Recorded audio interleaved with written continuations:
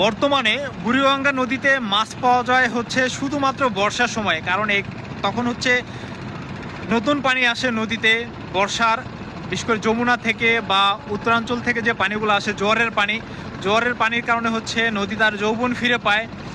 এই সময়টাতে কিছু মাছ পাওয়া যায় জোয়ারের কারণে।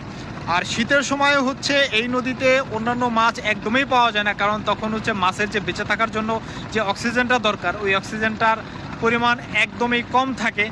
শুধুমাত্র এই ময়লা পানিতে যে শাকার মাছ আছে সেটা হচ্ছে জীবিত থাকতে পারে, কারণ ওই মাছটা হচ্ছে প্রচুর, মানে কি বলবো, মানে খুবই তিক্ত যে অবস্থা থাকে, মানে পরিবেশের অবস্থা, পানির অবস্থা, তার ভিতরেও হচ্ছে এই মাছটা বেঁচে থাকতে পারে।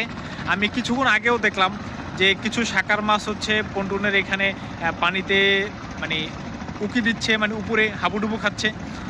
তবে শীতের সময়ে এই মাছের পরিমাণটা এত পরিমাণে ছিল